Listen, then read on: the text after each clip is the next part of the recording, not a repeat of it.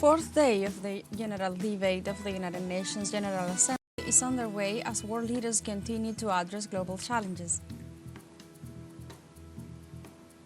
Mexican government declares orange alert in some municipalities of the country due to tropical storm Yon. An Israeli army launched 7 airstrikes in less than an hour on the southern suburbs of Beirut in Lebanon as the Zionist regime intensified its assault on the country.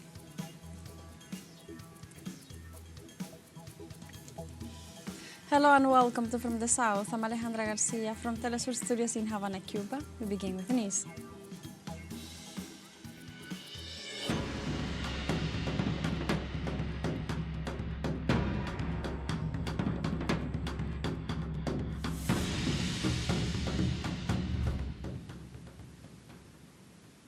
Heads of state and government representatives continued to take the floor Thursday on the fourth day of the 79th session of the United Nations General Assembly. Our special envoy to New York, Jorge Gestosa, with the details. The end of the fourth day of the general debate here at the United Nations, very important day. At the morning we have witnessing the Prime Minister of Israel, Benjamin Netanyahu, arriving to the podium, and at that very moment, large amount of delegations stood up and left the assembly.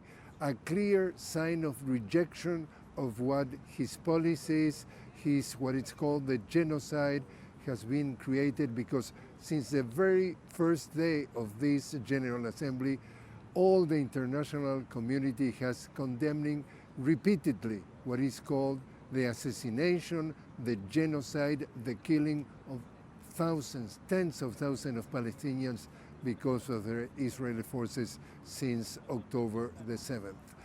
In the morning also, there was a meeting of the Friends of that defend what is called the Charter, in defense of the Charter of the Charter of the United Nations.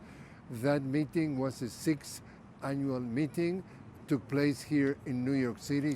18 states were participating and was presided by the foreign minister of, talking about Venezuela, we're talking about Ivan Hill, who emphasizes that the genocide precisely that is taking place in Gaza is a clear sign of the weakness of the United Nations in order to impede that to happen, to stop it. He said that is a clear sign that is the United Nations is not working, that there from the global north there's no interest to participate in efforts to create multilateralism. If not, the idea precisely of Gaza and those attacks is a clear sign that they want to keep the unilateralism.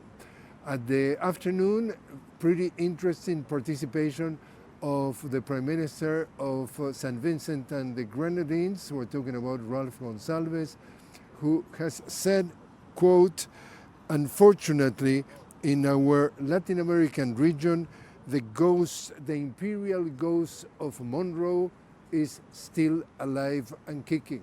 And he also denounced the lack of commitment of the international community to help the islands of the Caribbean against all the climate change and all the devastation that are creating in that region.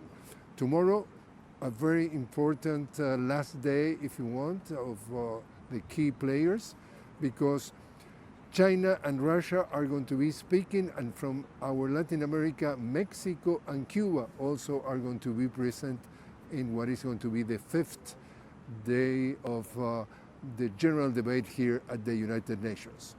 We get back to you now.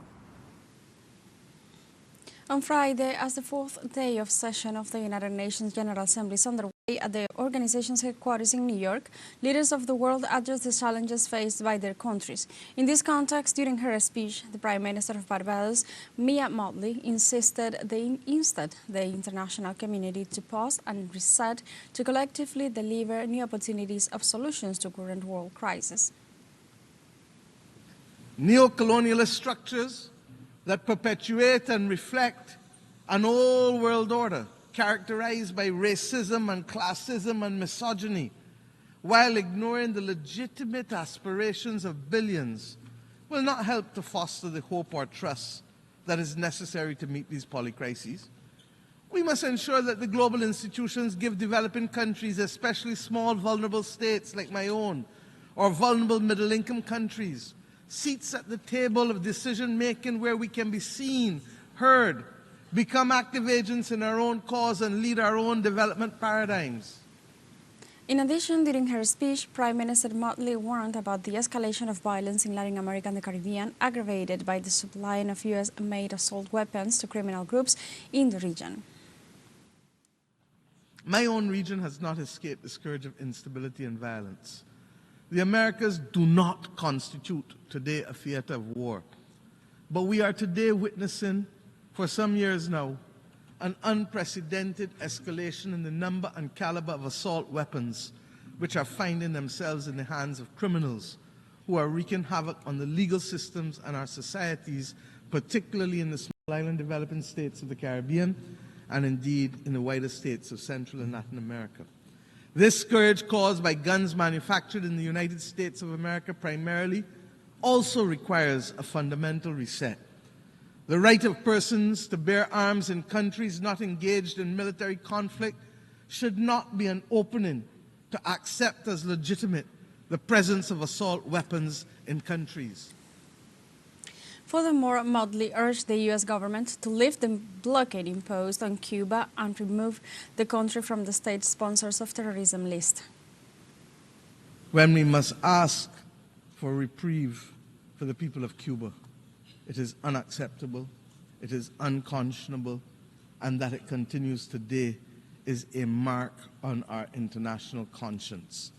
The Cuban people continue to face the most dire of economic circumstances, and that this is directly as a result of its exclusion and its designation as a state sponsor of terrorism. And I have addressed our only knowledge of terrorism, and Cuba is in fact the downing of the Cubana plane off the waters of Barbados, where Cubans, Guyanese, and Koreans were killed. My friends, Cuba has been a valuable partner stepping up for us when it has mattered most, by the provision of nurses and doctors in pandemics, and by the provision of other essential workers when the global community needed it and when people needed to be liberated in Southern Africa. The reality is that we must have and continue to have resolve in calling for the embargo to be lifted, and we will condemn it year after year after year because it is simply wrong. Let's take a short break, but remember you can join us on TikTok at teleSUR English, where you'll find news in different formats, news updates, and more. We'll be right back. Stay with us.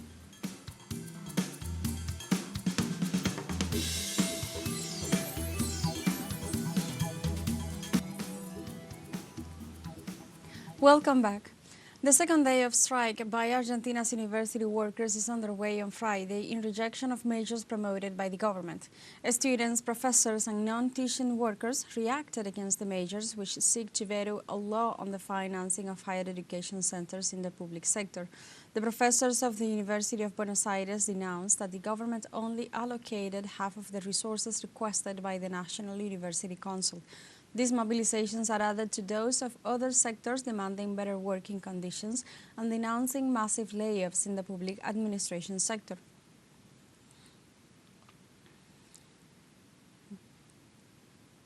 In Argentina, the policies implemented by the government of Javier Milei led to a historical increase in poverty, which reached almost 53% of the population in the first semester of 2024.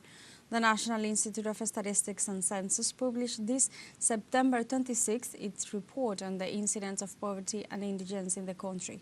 According to the data released by the agency, the adjustment policies of the National Executive generated more than 5 million additional poor people for a total of 25 million people. Meanwhile, the indigence index, understood as the poor whose income is not even enough to buy the minimum amount of food needed for subsistence, reached around 18% and affects 8.5 million people.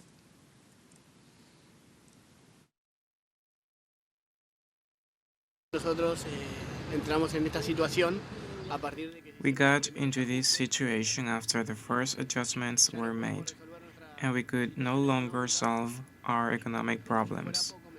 On top of that, I lost my job, and everything became much more difficult. So, unfortunately, we have to go to community kitchens in order to survive. Former President of Bolivia, Evo Morales, called off nationwide rallies and roadblocks that were to begin on September 30. On a meeting held with his supporters, Morales decided to suspend rallies and roadblocks to advance in preparing an event for next October 12. In statements to Radio Panamericana de Bolivia, the former head of state explained that as they didn't want to affect the population, they made such a decision. Meanwhile, contacts are progressing with the Ombudsman to set the basis for a dialogue with the government of President Luis Arce.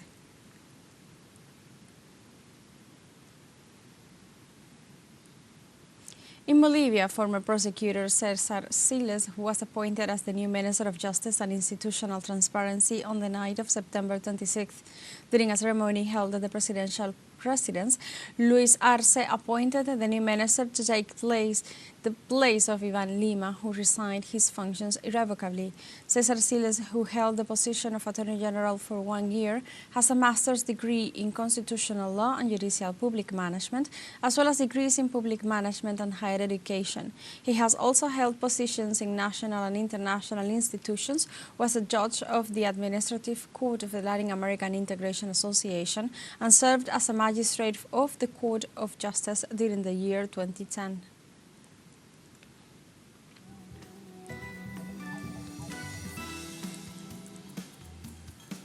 We have a second show break coming up, but before we invite you to visit our YouTube channel at teleSUR English, there you'll be able to rewatch our interviews, top stories, special broadcastings, and more. Hit the subscribe button and activate the notification bell to stay up to date on the world's most recent events. Final short break, don't go away.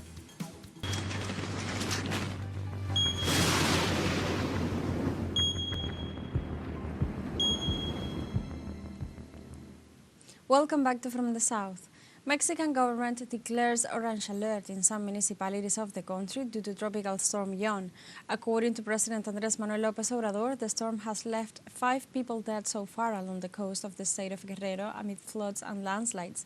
The president praised the emergency teams which are still working in the rescue of people trapped in Acapulco. On the other hand, temporary shelters are being set up to house over 97,000 victims who also need food, water, medicine, and mattresses.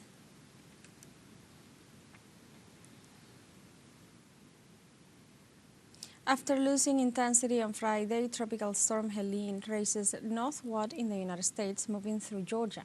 The storm made landfall in the state of Florida as a powerful Category 4 hurricane, bringing about strong winds and heavy rain that left around 4 million homes and businesses in the impacted regions reportedly without power. In this context, at least 20 people were killed in the United States. Georgia Governor Brian Kemp announced 11 deaths in his state, while 7 of the reported fatal victims are in Florida, with 1 each in North and South Carolina. Damaging wind gusts will continue over portions of Georgia, the Carolinas, Tennessee, and Kentucky.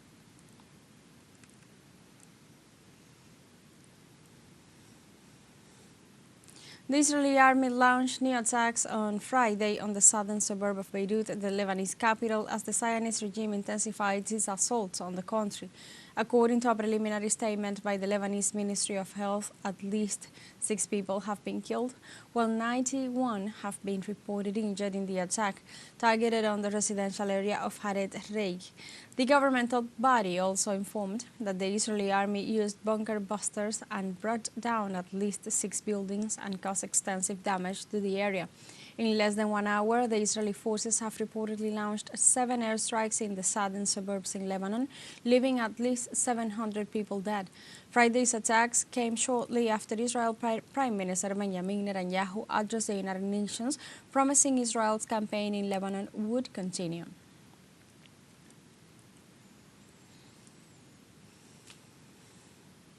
On Friday, volunteers are committed to assist displaced persons with provisions, including food, at a soup kitchen in Beirut, Lebanon. Since Monday, the Israeli occupying army has intensified their shellings across Lebanon, leading to over 600 deaths so far. As a result, around 40,000 people have been displaced and found shelters to save their lives. Thus, on the reception centers, volunteers not only cooked food without any sponsorship, but also they donated some further provisions and distributing all of it as an emergency response to help the people in need. Some of them shared their experiences with us.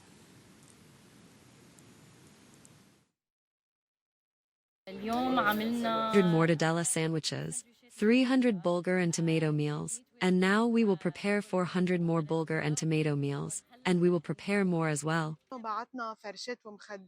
The situation is not easy because the demand is very high, and we are just individuals. It seems that the crisis will be prolonged.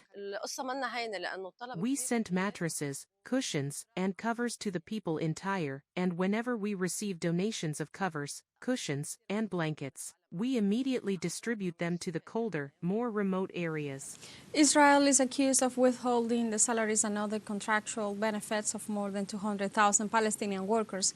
10 global union groups filed a denunciation against the Israeli regime for flagrant violations of the International Labour Organization's Wage Protection Convention.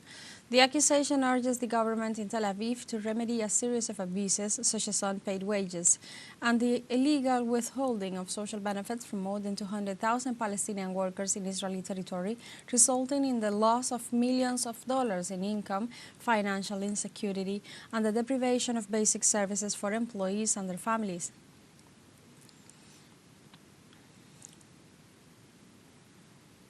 Meanwhile, the World Bank warned that Palestine will register a free fall in its economy as part of the humanitarian crisis that the Gaza Strip is going through.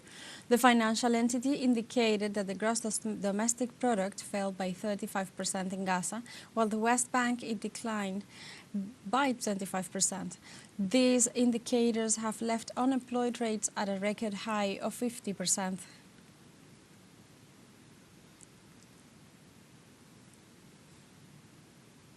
Yemen's armed forces confirmed Friday that they attacked Israel with a ballistic missile and 3 U.S. destroyers in the Red Sea. The Yemeni forces indicated that the attacks were against Israeli military objectives in the occupied regions of Jaffa and Ashkelon in Tel Aviv. They also assured that the two operations are in support of the resistance and the Palestinian and Lebanese people. The Yemen authorities also pointed out that an operation was carried out in the Red Sea with 23 ballistic and winged missiles and a drone against American war destroyers.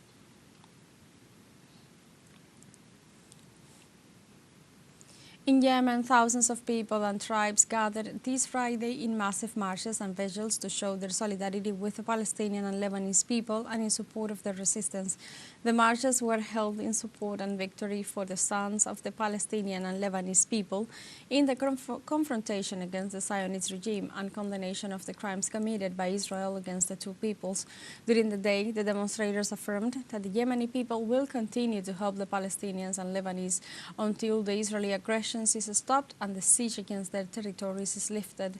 The participants raised the Yemeni and Palestinian flags while condemning the continuous genocide to which they are subjected and exposed by the Israeli occupation forces supported by the United States.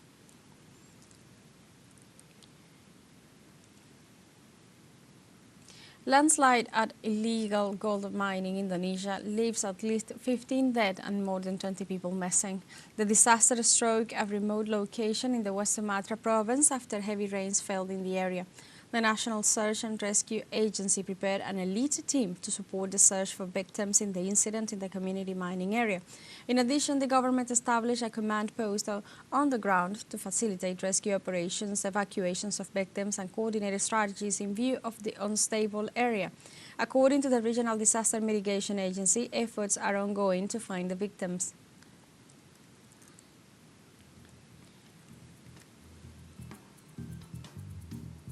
We have come to the end of this news brief, but you can find these and many other stories on our website at telesurenglish.net and join us on social media. We are on Facebook, X, Instagram, Telegram, and TikTok as well.